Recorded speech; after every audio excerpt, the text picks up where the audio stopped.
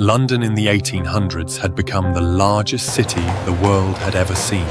By mid-century, its population exceeded 2.5 million people, making it not only the capital of Britain, but the center of a global empire that stretched across continents.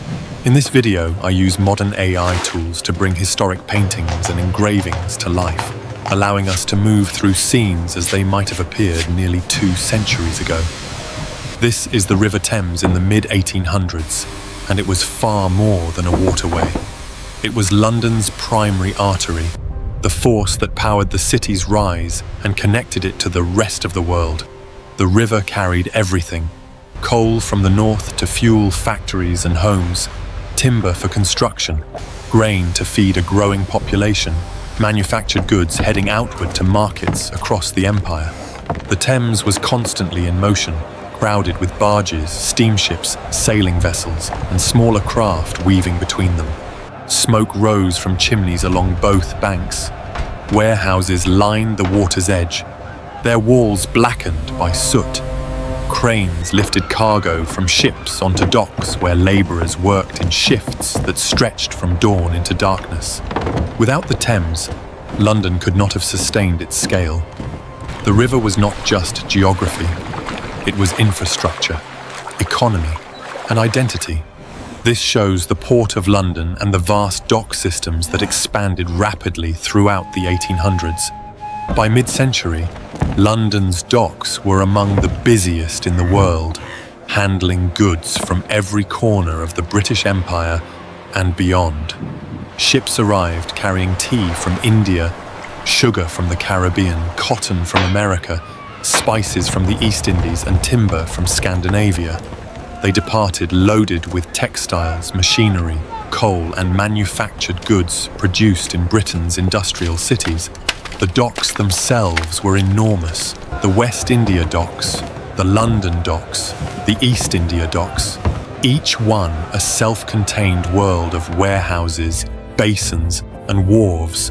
Thousands of men worked here as stevedores, porters, and sailors.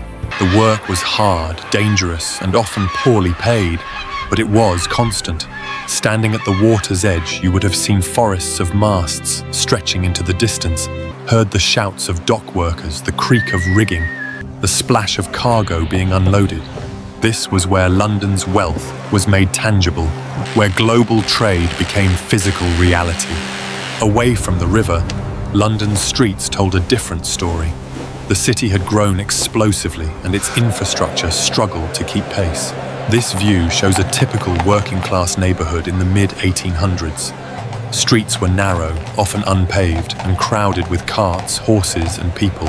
Tenement buildings rose several stories high, packed tightly together with little space between them. Families lived in single rooms. Multiple households shared courtyards and water pumps. Smoke hung in the air constantly. Coal fires heated homes and powered factories, and the resulting pollution turned the sky grey even on clear days. The smell was inescapable. Coal smoke mixed with sewage, rotting waste, and the odours of industry. Disease spread easily in these conditions. Cholera outbreaks were common, particularly in areas with poor sanitation. Overcrowding made privacy impossible and turned everyday life into a constant negotiation for space. Yet people adapted.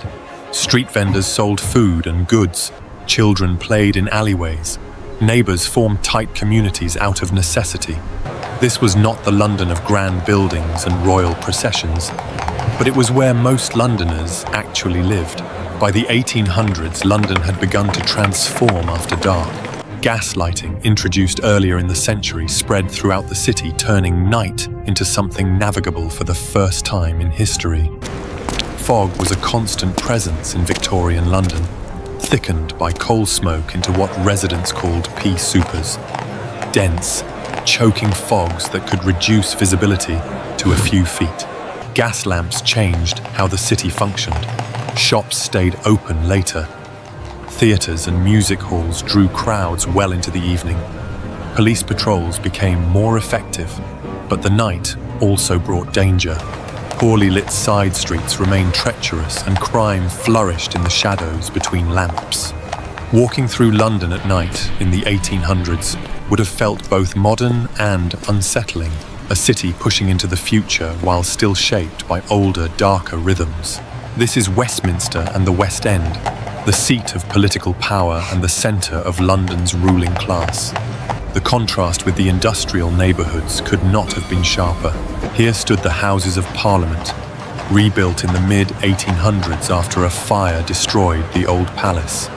The new Gothic Revival design, with its iconic clock tower, became a symbol of British authority and imperial ambition. Inside, laws were debated and passed that shaped not only Britain but colonies across the globe. Nearby, Pall Mall and the surrounding streets house gentlemen's clubs, grand townhouses, and government offices. Carriages moved smoothly along wide, well-maintained roads. The air was cleaner, the buildings were taller, more ornate, built from stone rather than brick. This was where wealth and power concentrated. Members of Parliament, aristocrats, military officers, and senior civil servants lived and worked within walking distance of one another. The machinery of empire operated from these streets, far removed from the docks and slums that made that empire possible. The separation was not accidental. London in the 1800s was a city divided by class and geography, and those divisions were visible in every street, every building, every neighbourhood. Movement defined Victorian London. The city was constantly in motion and its transport systems struggled to keep up with demand. This view shows a crowded street filled with horse-drawn omnibuses, carts, private carriages and pedestrians all competing for space. Traffic congestion was severe, particularly on major routes and bridges. Crossing the Thames could take an hour during peak times. Horse-drawn omnibuses became the primary form of public transport, carrying workers, shoppers, and travellers across the city. They were slow, uncomfortable, and often overcrowded, but they were affordable and ran frequently. Later in the century, the introduction of underground railways began to ease some of the pressure, but for most of the 1800s, London's streets remained chaotic. The sheer volume of people and goods moving through the city every day created a kind of organised chaos that visitors found both impressive and overwhelming. This shows the East End, one of London's poorest districts, where overcrowding, poverty, and poor sanitation defined daily life for tens of thousands of people.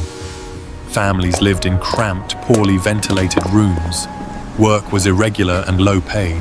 Children often worked alongside adults in factories, workshops, or on the streets as vendors and errand runners. Access to clean water was limited, and disease was a constant threat. These conditions were not hidden.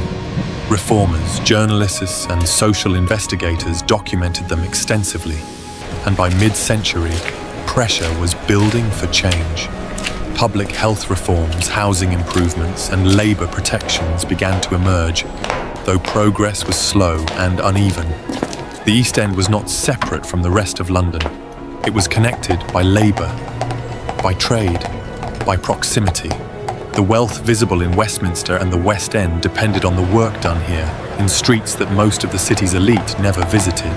Standing here, looking back at these images, it's striking how much of modern London was forged in the 1800s. The infrastructure, the inequalities, the global connections, all of it took shape during this period. These paintings and engravings offer us a window into a city that no longer exists, but whose influence is still felt today. If there's another city, another era, or another moment in history you'd like to see brought back to life, let me know in the comments. I'd love to continue exploring the past with you. Thank you for watching.